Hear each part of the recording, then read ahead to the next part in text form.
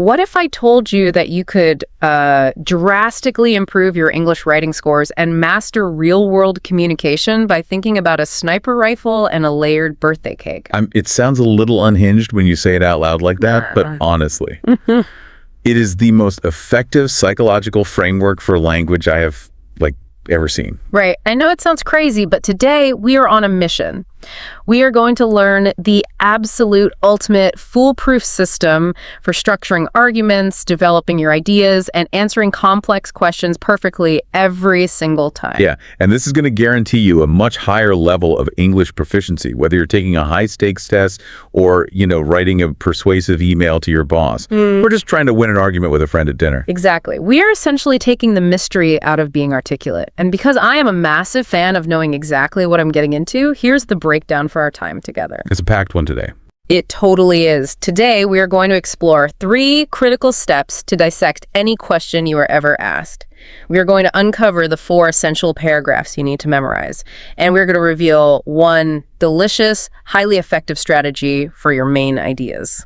So in total, we have 8 crucial learning points that will absolutely transform your English. Welcome to English Learning Podcast for daily life, real conversation, and easy listening practice. And a very warm welcome to you, the listener.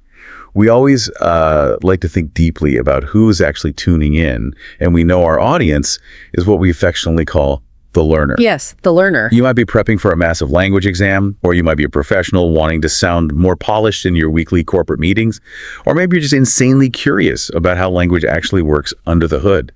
Whoever you are in the exact right place. Absolutely. And we want to emphasize something fundamental right out of the gate. Writing and speaking are deeply neurologically connected.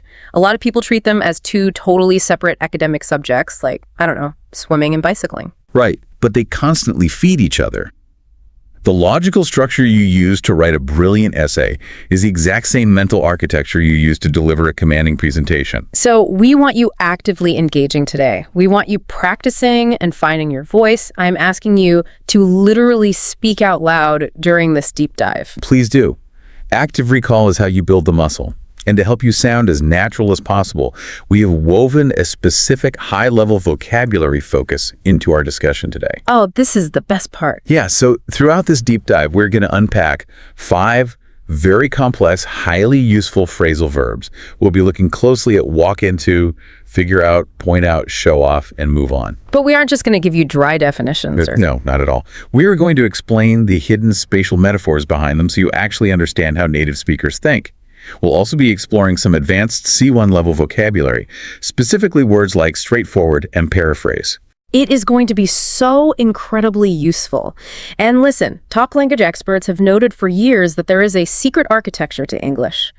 It is widely believed by the top examiners in the world that if you understand this foundational architecture, you can build any linguistic house you want. That is the proprietary knowledge we're bringing to you today. We are handing you the blueprints. But before we can start pouring the concrete for this new house, we have to talk about the wrecking ball. We need to clear away the bad habits first. Oh, the bad habits. Yeah, you might think you know how to answer a simple question. You probably do it 20 times a day.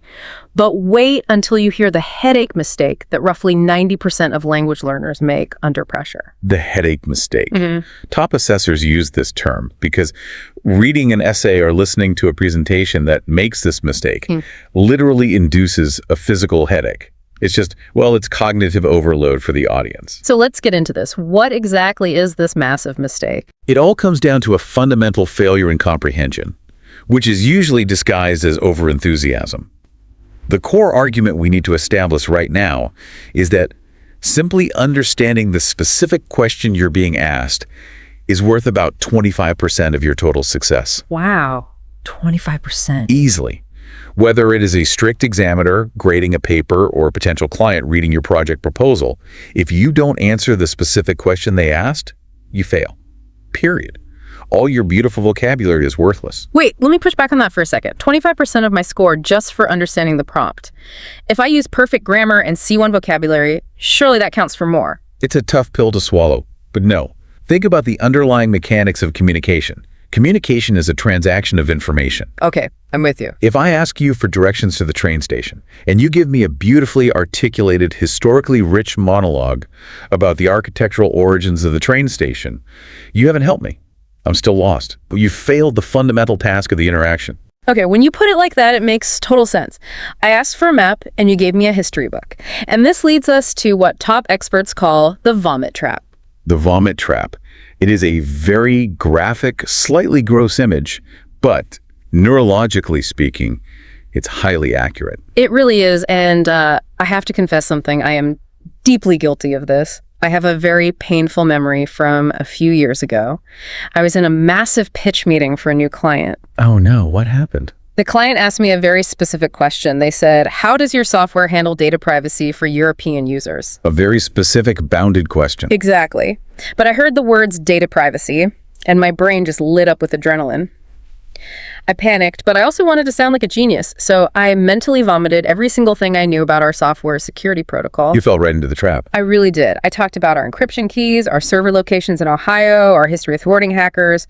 I talked for 5 straight minutes, and I watched the client's eyes glaze over. We didn't get the contract because I didn't answer their question about Europe. That is the perfect, tragic example of the vomit trap.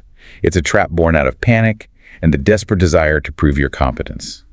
You just want to show off how much you know. Exactly. But when you are nervous, your brain's executive function shuts down, your fight or flight response takes over, and your brain just starts throwing everything it has at the perceived threat. So if a test prompt asks you to analyze the lack of funding for rural primary schools and you see the word schools, you just start writing about the benefits of learning a second language and iPads in the classroom. Exactly. You are producing words, but you are not producing an argument. I always compare this to a culinary disaster. Imagine you go to a high-end restaurant and you ask the chef to make you a grilled cheese sandwich. Simple enough. Right. It's a simple, specific request.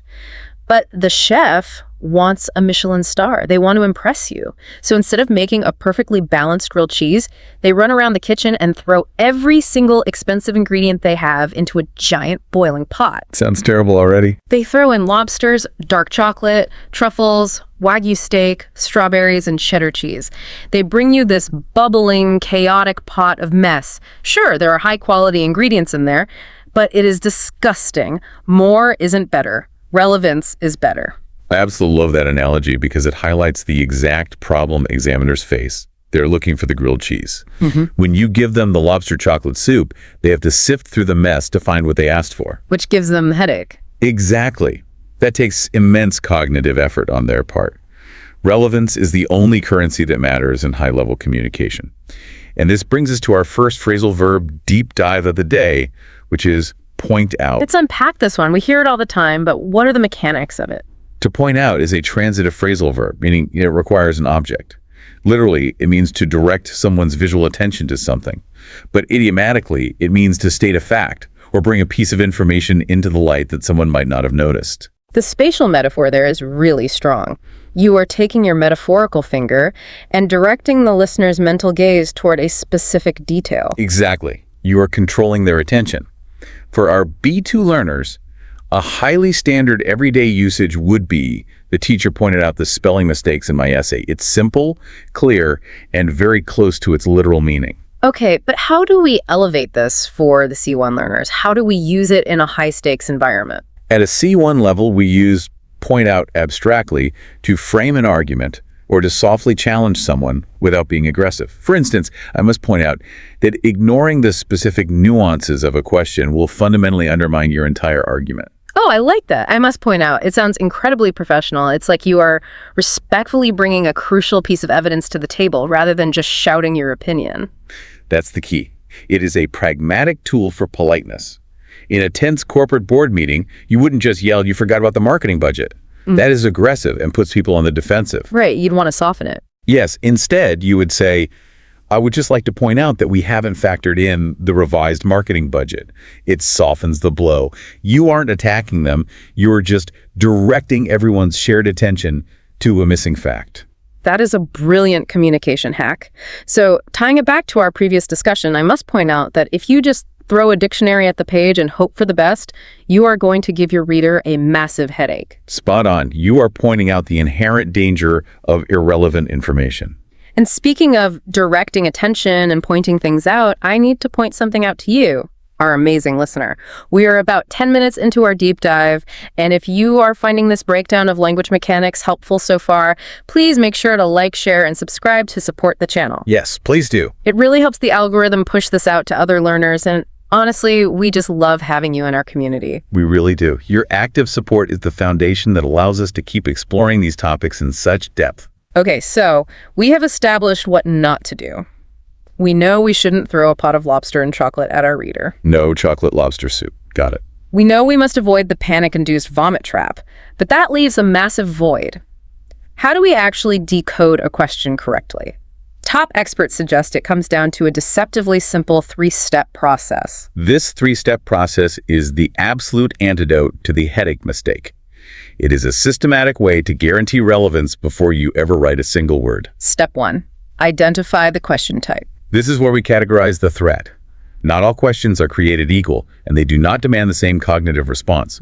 Top language assessors generally categorize complex writing or speaking prompts into 5 distinct types. Okay, what are the 5 types? We have opinion questions, discussion questions, problem and solution questions, advantages and disadvantages questions, and finally, 2-part questions. Let's slow down and really dissect these, because I know this is where the subtle traps are hidden. An opinion question feels pretty straightforward, right? A prompt says, do you agree or disagree? And you just say, I agree, and off you go. It is the most straightforward, yes. But a discussion question is an entirely different beast. A prompt might say, discuss both views and give your opinion. Ah, I see where this is going. If you read that, get excited, and just write 500 words on your own personal opinion, completely ignoring the opposing view, you have failed the task. Because you literally only answered half the question. You didn't do the job you were hired to do. Precisely. You gave them the grilled cheese, but they asked for a grilled cheese and a side salad. Or let's look at the trap between problem and solution prompts versus advantages and disadvantages prompts. They do sound similar to an untrained ear. They do, but they demand entirely different sets of vocabulary and logical frameworks. Imagine the prompt asks for the advantages and disadvantages of remote work. Okay, so pros and cons. Right. But a stressed learner might read that and start writing about the problems of remote work, like employee isolation, and then spend 2 paragraphs offering solutions for how managers can fix that isolation with virtual team building events. Wow. And they probably feel really proud of themselves. They might write a beautifully eloquent paragraph about virtual team building and human connection, but the prompt didn't ask how to fix the disadvantages. It just asked you to list what the disadvantages are. Exactly. You are off topic. You failed to identify the specific blueprint they requested. You brought a plumber's toolkit when they asked for an electrician. That is why step 1, identifying the exact question type, is non-negotiable. Okay, assuming we know exactly what kind of toolkit we need, we move to step 2. Underline the key parts. And this is where we separate the broad general topic from the highly specific limitation. This is the filter that catches the people who are about to fall into the vomit trap. Our brains naturally latch onto broad, familiar concepts because they are easy to process. Let's use a very specific, real-world example to illustrate this. Okay, give me an example. Imagine you sit down for an exam and the prompt is, should primary school children be required to wear uniforms? Okay, so my brain immediately sees the word school uniforms. That's the general topic. Yes, and that is where the danger lies. If you just mentally underline school uniforms and start furiously writing, you're relying on a broad schema. You might write a passionate essay about how high school teenagers need to express their individuality through fashion. Or how university dress codes prepare young adults for the corporate world. Right, exactly. But look closer. What is the specific limitation in that prompt? Primary school children. We are talking about little kids, usually between 5 and 11 years old. Exactly. Is the prompt asking about the psychological development of all school children? No. It is asking specifically about primary school children. That's a huge difference. It really is. When children are at that very specific early stage of motor and social development, should they wear uniforms? Are they capable of expressing complex individuality yet? Do uniforms save parents time when dressing a 5-year-old? If you just spent your essay talking about rebellious 16-year-olds, you are factually wrong. So you must underline the limiting words. Yeah. They act as rigid boundaries for your argument. I love that image. You are finding the fences. And once you have mapped out your fenced-in area, you move to step 3, which is decide your approach. Decide your approach. This means you have to pick a definitive side before you start generating language. Yes, ambiguity is the enemy of fluency. There are usually only 2 logical answers to a direct opinion question, yes or no, agree or disagree. You need to pick one, decide on your core supporting reasons, and map it out mentally before you begin speaking or writing a single sentence. I feel like a lot of learners try to play the middle ground. They say, well, I agree a little bit, but I also disagree a little bit. Which is how we often think in the real world, because reality is nuanced. But in a structured language test or a clear business proposal, playing the middle ground usually leads to a messy, contradictory argument. Pick a side, be decisive. Which brings us perfectly to our second phrasal verb, deep dive. Figure out. Figure out is an incredibly versatile, essential phrase in English. It means to understand something complex, to solve a problem, or to deduce a solution after a period of concentrated thought. What is the imagery here? Because figure usually means a shape or a number. Think about staring into the fog and seeing a blurry shape. You have to squint and focus until you can trace the edges of the shape and see what it actually is.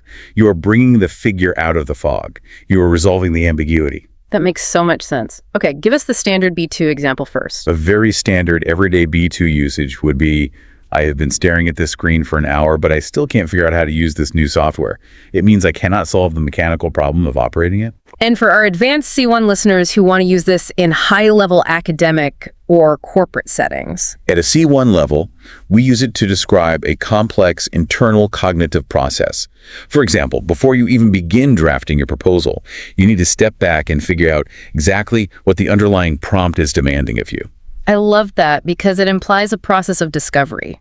It implies that the answer isn't immediately obvious. You don't just magically know it instantly upon reading. You have to put in the deliberate mental work to figure it out. It honors the difficulty of the task. Exactly. It requires active, conscious engagement rather than passive reaction. Speaking of passive reaction, I have an interactive challenge for you, the listener, right now.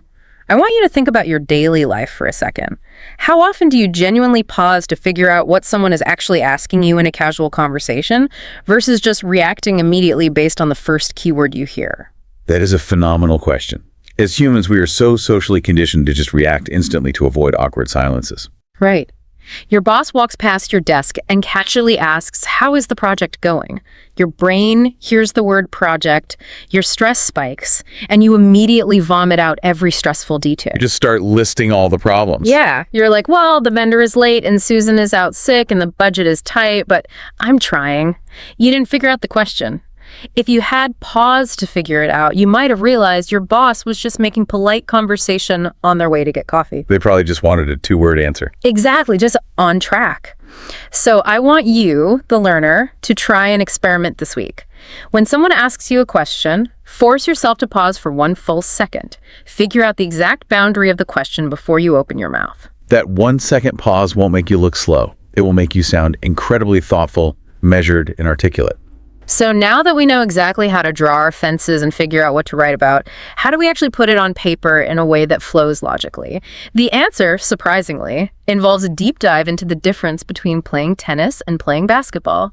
This is a massive paradigm-shifting insight into how the human brain actually acquires language skills.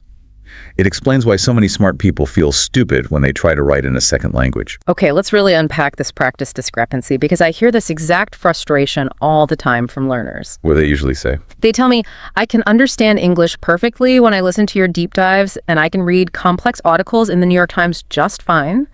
But the second I sit down to write an essay, or the moment I have to speak in a board meeting, I freeze. My vocabulary vanishes. My brain goes completely blank. Why does that neurological freeze happen? It is a matter of sheer mathematics, exposure, and the difference between receptive and productive neural pathways. Think about your entire life, even if you grew up in a non-English speaking country. Between watching Hollywood movies, listening to pop music, binging podcasts, and reading articles online, how many cumulative hours of English have you listened to or read? Oh, thousands. For most of our listeners, easily thousands of hours. Exactly. Thousands upon thousands of hours of passive reception.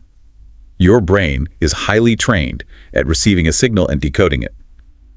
Now, I want you to ask yourself, in your entire life, how many hours have you spent actively structuring, drafting, and writing academic or professional English essays from a blank page? For most people, maybe 10 hours. For some people who haven't taken a class in years, maybe less than 1 hour. Exactly. Less than an hour of focused, productive practice for many. So this brings us to the sports analogy.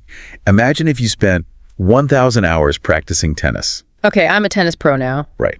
You spend years hitting backhands, perfecting your serve, running the baseline, understanding the physics of the racket. You are a phenomenal tennis player. And then, one day, you spend exactly 1 hour practicing basketball. Just 1 hour. And then you are thrown into a competitive basketball game. You are going to be terrible at basketball. You might be an incredible, highly conditioned athlete overall, but if someone passes you the basketball, you are going to fumble it. You'd have no idea what to do.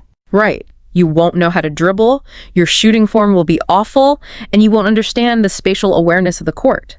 The muscles simply don't know what to do because they haven't been trained for that specific motion. Precisely. In this analogy, reading and listening are tennis. Writing and speaking are basketball. Writing is a productive skill. It is not a receptive skill. You are not decoding an existing signal. You are building a new signal from scratch. That makes perfect sense. So when you sit down in an exam or stand up in a meeting, you cannot rely on natural instinct or feeling the language because you haven't built the instinct yet. You don't have the hours. So what do? We can't build a time machine, go back in time, and force ourselves to write essays for 1,000 hours. We have a test next month. No, we can't go back in time. That is exactly why we use rigid, predetermined structures. Structures are a technological tool designed to show people how to write who are not naturally good at writing yet. Like training wheels on a bike. Exactly. A framework compensates for your lack of thousands of hours of practice. It is like an exoskeleton or a blueprint that does the heavy cognitive lifting for you. So by offloading the architectural work to a memorized framework, we free up our brain's working memory to actually focus on retrieving all that C1 vocabulary we've been studying. Exactly. If your brain isn't panicking about where to put a sentence, it has the energy to think about how to make that sentence beautiful. Okay, I am sold. Give us the blueprint. What is the golden structure? It is remarkably simple, and honestly, a lot of highly intelligent people fight against it because they mistakenly believe that complexity equals intelligence. But top experts and examiners globally agree on the 4-paragraph golden structure. 4 paragraphs. That's it. Just 4. That's it. Paragraph 1, introduction. Paragraph 2, main body 1. Paragraph 3, main body 2. Paragraph 4, conclusion. Now wait, I have to push back here. If I am taking a massive university entrance exam, aren't examiners going to penalize me for being too formulaic? I've seen templates online with 3 body paragraphs, plus a counter-argument paragraph, plus a nuanced rebuttal. Doesn't the 4-paragraph structure sound a bit robotic? That is a very common fear, but it misunderstands how assessors read. Those highly complex 5 or 6 paragraph structures with counter-arguments are fine if you have 1,000 hours of writing practice. Which most people don't. Right. If you are a professional novelist or a debate champion, go for it. But if you are a learner trying to prove your fluency under a time limit, attempting a complex structure usually leads to a catastrophic collapse of logic and grammar. You get lost in your own argument. So the 4-paragraph structure is about risk mitigation. Exactly. It is the simplest structure that consistently yields the highest outcomes. It provides immense clarity. An examiner is grading dozens of essays a day. They do not want to solve a maze to figure out what you're trying to say. Nobody wants that. You do not want to make your job or their job more complicated than it needs to be. Clarity is always rewarded over convoluted complexity. So let's break down the blueprint. In the introduction, what are we doing? You are simply introducing your position. You are stating clearly, without ambiguity, what you think about the question. You do not go into granular detail here. Think of it as a 30,000-foot overview from an airplane. You are just showing the reader the map of where we are going to travel.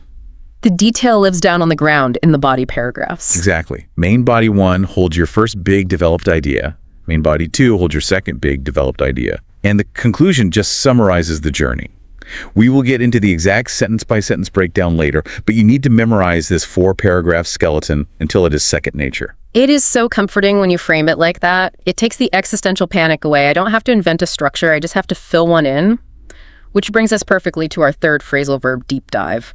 Walk into. This is a great one.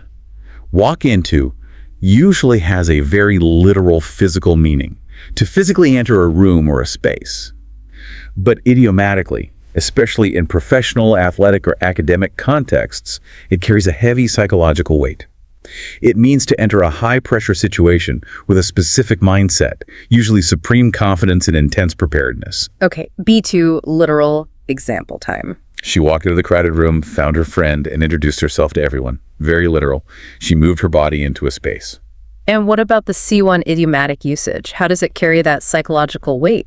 When you have fully memorized and internalized this 4-paragraph structure, you can walk into any exam hall or corporate board meeting knowing exactly how to organize your thoughts. I love the imagery of that. Walk into any exam. It implies a certain level of swagger. It implies that you own the room because you are so incredibly prepared. You aren't stumbling in, you aren't sneaking in, you aren't being dragged in by panic.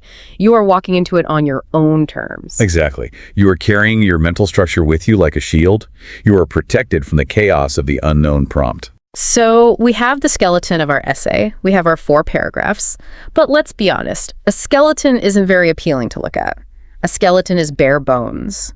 How do we add the meat? Or, since we are talking about appealing things, how do we add the frosting? Get ready for the birthday cake strategy. This is where the magic happens. This is where we move from competent writing to exceptional high-scoring writing. Yeah. This is entirely about paragraph development and modular thinking. Let's talk about the bad approach first, just to give it contrast. The shotgun approach. I love this visual because it perfectly describes what happens in my brain when I lose focus. The shotgun approach is the direct result of having no structure. A shotgun, as a weapon, is designed to fire dozens of tiny, weak pellets all at once in a wide spread. They scatter everywhere. Hoping to hit something. Exactly. The desperate logic is, if I shoot enough pellets in the general direction of the target, hopefully 1 or 2 of them will hit it. In writing, that looks like a paragraph that just fires off random, unconnected ideas in a panic. Let's say the prompt is about the benefits of remote work.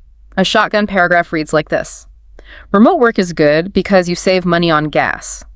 Also, you can wear pajamas, which is comfortable. My friend likes it a lot. Furthermore, the internet is really fast now, so video calls work, and companies save on office rent. Therefore, it is good. Bang, bang, bang. Just firing tiny ideas everywhere. Exactly. And the writer probably feels great because they produced a lot of words, but academically, it is incredibly weak. None of those ideas are explored. None of them have depth, context, or evidence.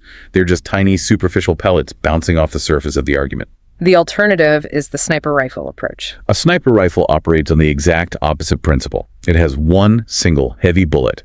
It is extremely precise, it requires immense focus, and it hits the exact center of the target with massive impact. A high-level student uses one main idea per paragraph and uses all their words to fully, deeply develop that single idea. But, as top experts point out, talking about weapons in ballistics isn't always the friendliest or most constructive way to learn, especially in a stressful environment. So, we have rebranded the sniper rifle into something much more delightful and conceptually useful, the birthday cake strategy. It is a much better metaphor, honestly, because it explains the layers of thought required. So let's break down the baking process. How is a perfect C1 level paragraph like a birthday cake? A perfect body paragraph relies on modular architecture. It has distinct layers that serve distinct functions, just like a high-quality cake. Layer 1 is the actual sponge cake on the inside. This is your foundation. Without it, you just have a puddle of sugar. In a paragraph, the cake is your one straightforward main idea. Just one. Okay, so if the prompt is about the advantages of remote work, my cake is simply remote work significantly reduces daily commuting stress. That's the sponge cake. It's solid. Perfect. That is your core foundational idea. But nobody wants to be served a plate with just a dry, unadorned sponge cake on it. Definitely not. It is boring. It needs icing. The icing on the outside is your explanation. This is where you explain the mechanics of the idea. Why does that idea matter? How does it actually work in the real world? You have to link it back to the core question. So adding a thick layer of explanatory icing to my commute idea would sound like this. By eliminating the need to sit in gridlocked rush hour traffic for 2 hours every day, employees start their morning feeling significantly more relaxed and energized, which directly boosts their overall cognitive bandwidth and daily productivity. That is fantastic icing. Notice what you did there. You did not introduce a new idea. You didn't start talking about saving money on gas or wearing pajamas. You stayed entirely focused on the commute stress cake, and you just coded it in explanation. It's all about focus. Right, but a cake with icing is just a regular cake. We're building a birthday cake. What is missing? The decorations, the sprinkles, the candles on top. Yes. In writing, the sprinkles and candles represent your specific, tangible examples. This is your hard evidence.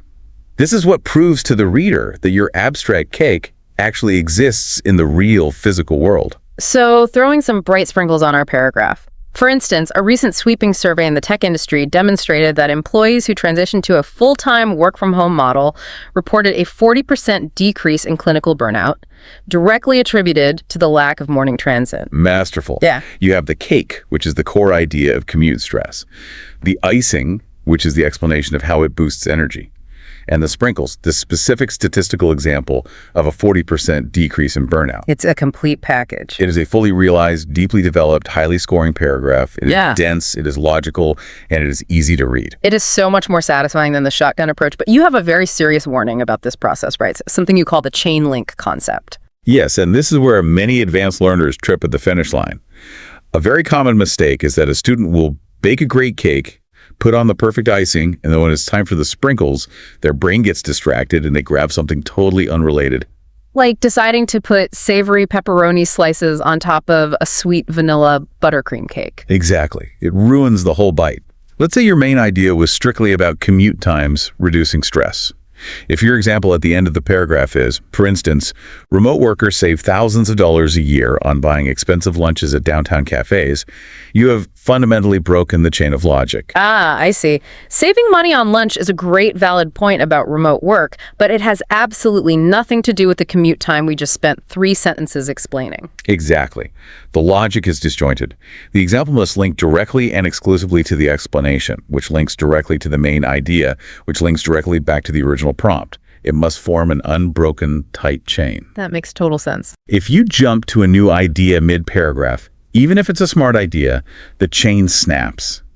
The paragraph loses its cohesion, and your argument falls apart in the examiner's hands. This requires immense mental discipline.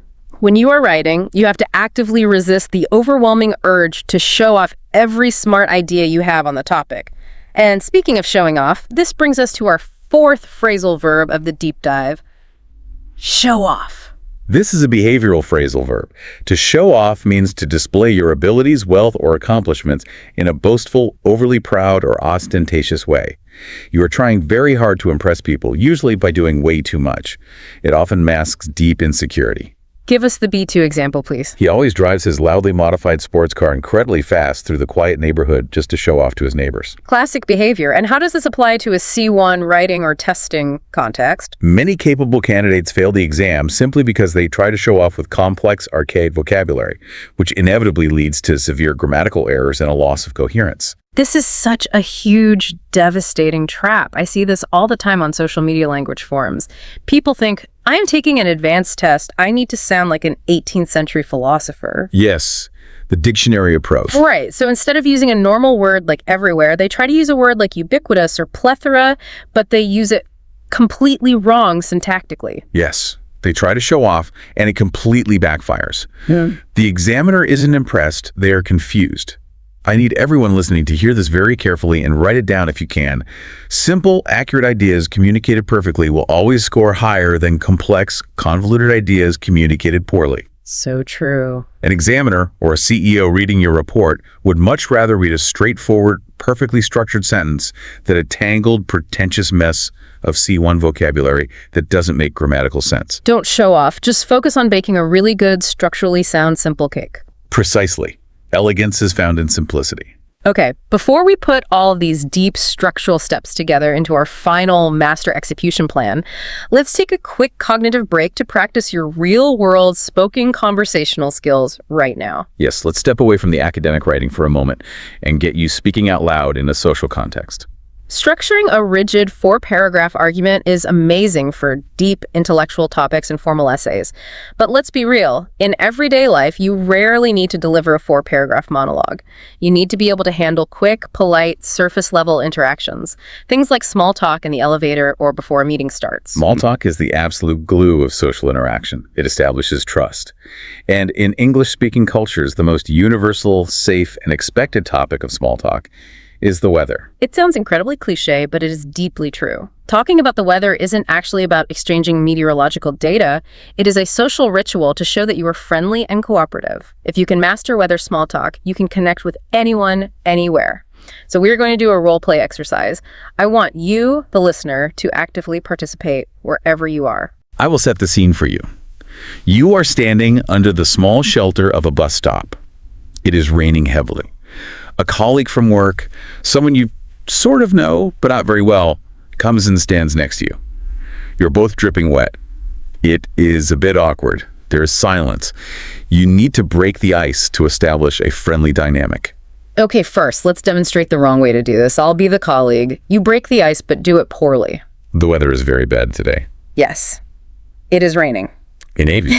And scene. Okay, that was agonizing. Why was that so awkward? Because it was a closed loop. I stated a flat fact. The weather is very bad. You confirm the fact. There's nowhere for the conversation to go. I didn't open a door for you to step through. Exactly. So how do we open the door? We use inviting intonation, and we use a grammatical tool called a tag question. A tag question is when you make a statement, but tack a kind question onto the end of it, like, isn't it, or don't you? It socially obligates the other person to respond and agree with you, which builds rapport. Okay, let's do the role play properly this time. I'm going to be the colleague. I will provide a line of dialogue, and then I'm going to pause for exactly 3 seconds. During those 3 seconds of silence, I want you, the listener, to repeat the phrase I just said out loud.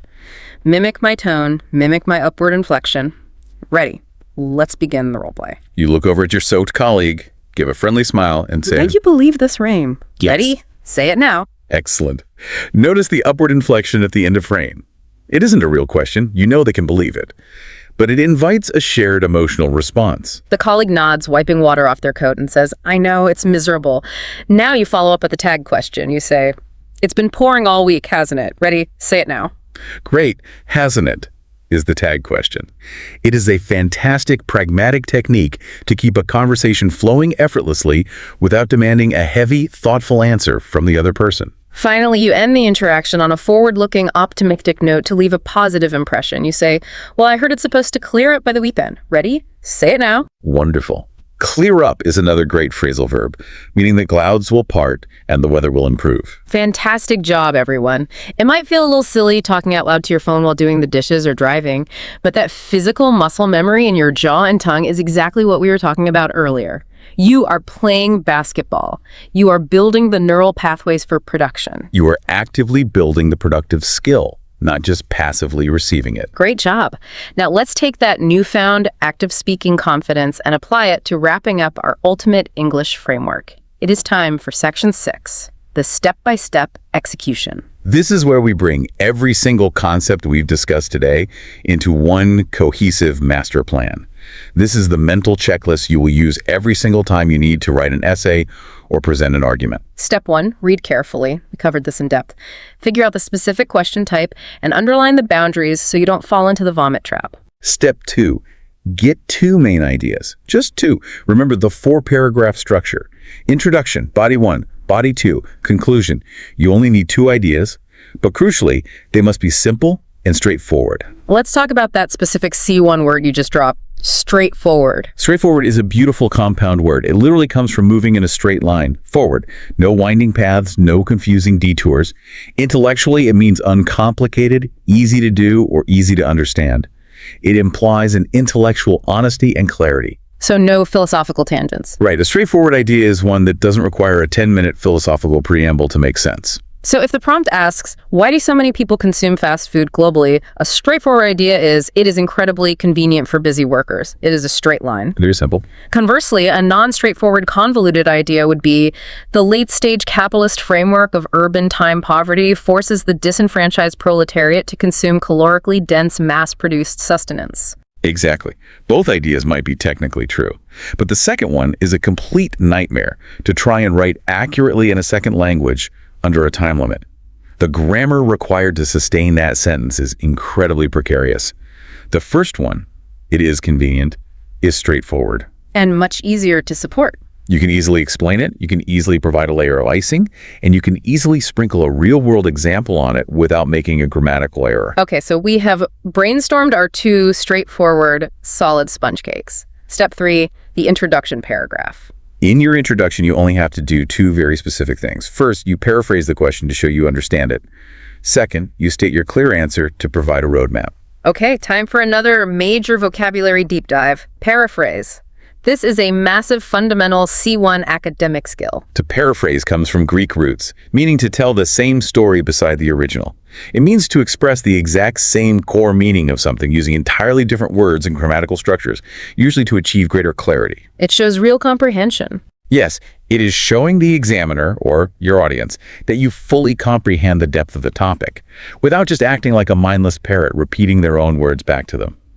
Give us an example of bad, robotic paraphrasing first, because I see this all the time with translation apps. A student will often look at a prompt, like, many people believe that technology has made our lives more complicated. A bad paraphrase happens when a student uses a mental thesaurus and just awkwardly swaps out individual words one by one. They write, numerous humans think that electronics have constructed our existences more complex. Oh, wow. That hurts to listen to. It sounds like an alien robot wrote it trying to sound human. Yes. They just blindly swapped synonyms without understanding collocation or context. Constructed our existences is grammatically horrifying. A good C1 level paraphrase doesn't look at individual words. It looks at the meaning of the whole sentence and then rebuilds that meaning from the ground up. How would that sound? It might sound like it is often argued that the rapid advancement of digital devices has added unnecessary stress to modern living. Oh, that is beautiful. It changes the grammatical structure, it changes the vocabulary, but it keeps the exact same core spirit and meaning. Added unnecessary stress to modern living captures the essence of complicated lives. That is brilliant. Once you successfully paraphrase the question, you state your straightforward answer clearly. In my opinion, I completely agree with this notion because of reason A and reason B. And once the introduction is neatly tied up with a bow, this brings us to our final phrasal verb of the day. Move on. Move on is a crucial transitional phrase in English. It means to progress sequentially to the next step, the next topic, or the next phase of a project. Can we get the standard B2 example? After we finished eating a heavy dinner, we decided to move on to the living room for dessert. It signifies a change in physical location and activity. And the C1 academic or professional usage. Once you have successfully paraphrased the prompt and stated your definitive thesis, you can confidently move on to developing your primary arguments in the body paragraphs. Perfect. So we move on to step 4, the body paragraphs. And the beauty of this system is that we already know exactly how to do this. We just deploy the birthday cake strategy. Topic sentence, which is the cake. Explanation, which is the icing. Specific example, which is the sprinkles. You do this meticulously for main body 1, and then you move on and repeat the exact same baking process for main body 2. Which brings us to the final hurdle, step 5, the conclusion. This is where you summarize your main ideas and repeat your definitive stance. Okay, I have to push back here, and I'm pushing back hard. I have a major question. I have been told by well-meaning English teachers for my entire academic life to never repeat myself in an essay. I was told to always use synonyms, keep pushing the argument forward, and don't be repetitive. But you are sitting here telling me that the conclusion should just repeat the intro. That feels deeply wrong and lazy. I completely understand the resistance, but what you are describing is a very common, very damaging academic myth. We can call it the repetition myth. People constantly confuse the concept of redundancy with the concept of summary. Oh, I see the difference. Redundancy is a flaw. Redundancy is saying the exact same thing 3 times in one body paragraph because you panicked and ran out of ideas. Summary, however, is a high-level rhetorical tool. Summary is strategically, deliberately restating your core points at the very end to provide psychological closure for the reader. So a summary is a form of repetition, but it is intentional, structured repetition. Exactly. Think about a lawyer making a closing argument in a courtroom. The entire point of a conclusion is to leave the judge or the examiner with zero doubt about what your stance is. You are not introducing surprise new evidence. You are not randomly adding a third body paragraph. Just bringing it all together. You are simply looking back at your introduction and paraphrasing your own introduction. You summarize the main ideas clearly so the reader remembers exactly what you proved. So if my introduction said, I agree that remote work is beneficial because it saves valuable time and reduces company costs, my conclusion shouldn't introduce a new idea about saving the environment. It should just say, in conclusion, allowing employees to work from home is a highly advantageous model.